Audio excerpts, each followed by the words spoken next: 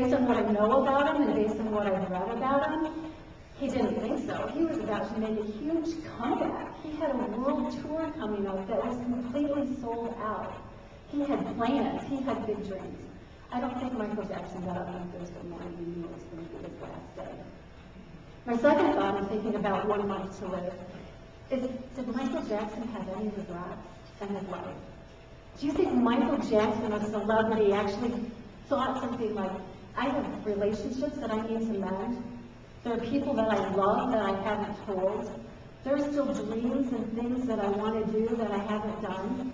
Do you know, there was a rabbi who was actually on a radio show who knew Michael Jackson, and you know what he said?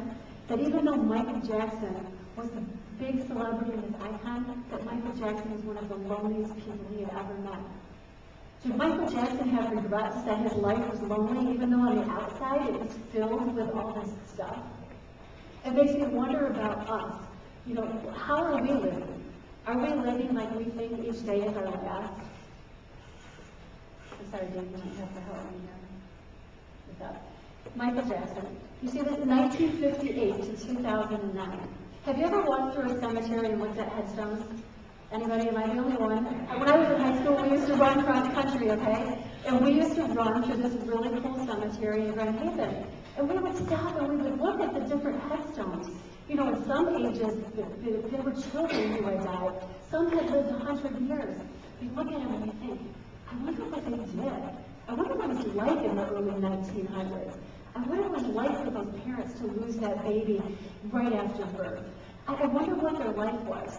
You see, folks, because our lives are not defined, like in Michael Jackson's case, of his birth date of 1958 and his death date of 2009. Our lives are defined by that space in between them. Our lives are just defined by the dash. You see, because it's in that dash where we do our living. It's in that dash where we do our loving. It's in that dash that life is all about. Not the day you were born, not the day you died, but how you lived. I think about this every day. I think that I don't know the days that I have or how many, but I know that someday I'm going to be standing before God and I'm going to be accountable for how I lived that dash. We're all going to be accountable for how we live that dash. Our society, I don't know if any of you ever feel this way, is all about produce, produce, produce, produce. Busy, busy, busy, busy. Sometimes it feels like life is just in a pressure cooker. And I often wonder, are we living in the dash, or are we dashing to live? I mean, really, if you think about it, are we living in the moment? Are we living in the dash, or are we just so busy that we're just taking this whole life for granted? In the history of mankind, there is only one single person who's ever walked this earth that actually lived a life with no regret. One person who lived a life with absolutely no regret, and that was Jesus Christ. Jesus Christ never sinned. Jesus Christ came here because he knew what his mission was, what his purpose was, what God wanted him to do. And you know, I find this fascinating. The last 3 words that Jesus Christ said when he was being crucified on the cross, you know what he said? He said, "It is finished." Do you know what I think he's saying? I think he's saying, my work here is done. I have completed what I was supposed to do. And maybe you didn't know this, but Jesus Christ also knew when he had 30 days left on earth, and he started planning what he was going to do in those 30 days. Is that Jesus, who lived a truly no-regret life, surrounded himself around 4 basic principles for the remaining 30 days of his life. And this campaign that we're kicking off today, the 1 Month to Live campaign, this is all about how can we live a life with no regrets. If you found out tomorrow that that was your last day, would you have any? So what we're going to do is we're going to look at the one person who truly lived a life with no regrets. And we're going to dive deeper into these 4 basic principles over the next 5 weeks and see how it is that we can live in such a way. The first basic principle that Jesus followed, I do think my batteries are dead there, and this is in your notes, is to live passionately. Yeah, it's not clicking at all. It's to live passionately. Jesus lived passionately. You know what I loved about it? Jesus didn't come here to earth, and when he did his ministry in his last few years, build this nice, big, fancy anything and only invite certain people to come. Jesus was all about taking his ministry to the streets. Jesus took his ministry to people and met them right where they were at. You know what else Jesus was passionate about? Listen to this when he tells his disciples. His disciples are asking him, Jesus, why don't you have something to eat? We're all really hungry. And Jesus says this, my food, said Jesus, is to do the will of him who sent me and to finish his work. See what Jesus is saying here?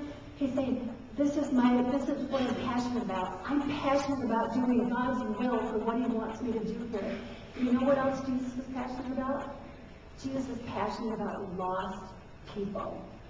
Jesus came here for the sick, not for the righteous, as we talked about last week. Jesus was passionate about reaching lost people and serving lost people. You know what? When I think that, what are some things that you're passionate about in your life? Do you have something like, do you like to water ski? Do you like to play tennis? What are you really, really passionate about? What's something that just calls you to action? Think about that. What's that one thing? Jesus was passionate about doing what God wanted him to do. He was passionate about reaching lost people. He took his ministry to the streets. What are we really passionate about? Do you want to know why I think a lot of us don't live with passion? It's because we're stuck in what we call the someday syndrome. Follow me, maybe some of you have been there. And I think this is one of Satan's tools for us. But get this, you know, I'd really like to go to church, but I'm awfully busy, so someday I'm going to go. I'd really like to go on a mission trip to somewhere, Africa, or Honduras. I'd really like to do that.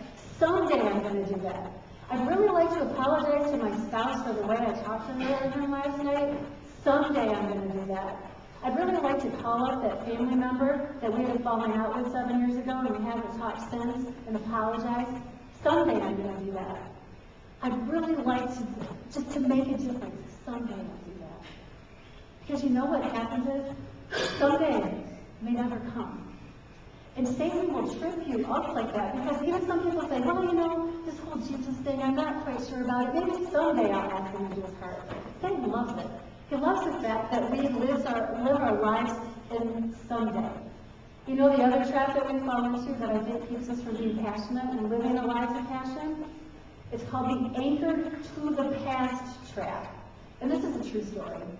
3 or 4 years ago, a few of us from Prayer Chapel went to a seminar down in Texas, a fundraising campaign about how to do campaigns in the church.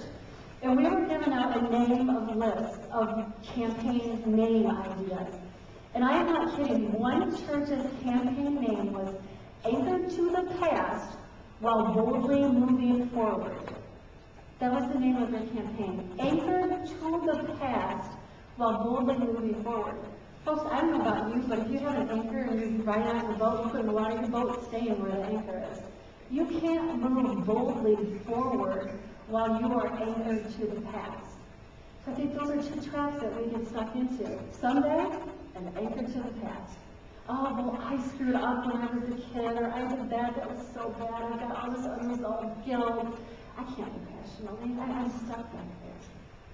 Jesus lived passionately. Jesus lived in the moment. He was present. And that's what we really need to challenge ourselves to do. If we're going to live our lives of no regret, we need to be present and we need to live in the moment. The second principle that Jesus adhered to was to love completely. As I said before, Jesus knew when he had 30 days left to live, Jesus knew that the time had come for him to leave this world. He now showed them the full extent of his love. Do you know what Jesus did after this? Jesus washed his disciples' feet. Do you know what an ultimate act of humility and love that is? You know, I'm just trying to imagine what the disciples' feet were like back in that day, but for the most part, they were pretty much barefoot and walking on rough terrain. Last year, some of us from the Prayer Chapel, we went to Africa, and we had this experience hands-on. We delivered 500 and some pairs of shoes to the kids at the Rakaya orphanage. And part of what we were going to do for the kids was wash their feet and put socks on them before we put the shoes on them. All of us had it. None of us could imagine what that experience